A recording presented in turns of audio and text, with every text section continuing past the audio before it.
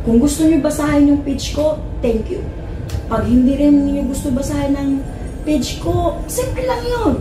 Click Black Rudy Balduino. Done. Simple lang yun. Hindi yung marami pa kayong pinaglaban, maraming sinasabi, ang kalabasan naman po dyan, ano ba kayo sa inyo?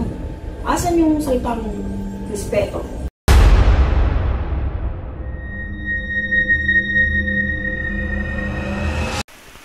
Hello po mga ka-PTV, sa video na ito ay tatalakayin natin ang napakadaming malalakas na lindol na yayanig sa isang lugar sa Pilipinas na ikakagulat ng lahat. Pero kung ikaw ay hindi pa nakasubscribe sa aking channel, baka naman.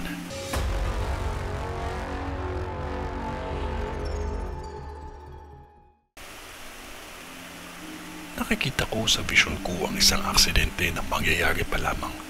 At may mga ilang buhay dito ang madamay at nasawi kung lahat ay hindi maingat sa pagmamaneho. Hindi lang isa o dalawang aksidente ang nakikita ko. Lalo na sa mga taga Balay-Balay at Valencia. Itong dalawang lugar na ito, hindi biro ang aksidente na mangyayari dito dahil sa tindi ng impact may mga nagbuwis ng buhay. Isang gusali ang bigla ang guguho dahil sa ito ay may pagkaluma na at may karupukan na. Magmaingat lang dahil sa bisyon ko ito ay gumuho ng napakatindi. At nakikita ko ang pagpasok ng matitinding lakas ng lindol.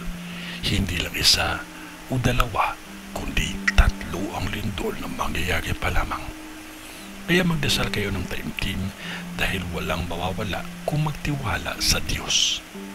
Mga residente dito na mga driver, mag-ingat lamang dahil hindi lang sa Valencia o Balay-Balay ito mangyayari. Mangyayari ito sa lugar na kung saan ang University at High School at Jollibee ay malalapit.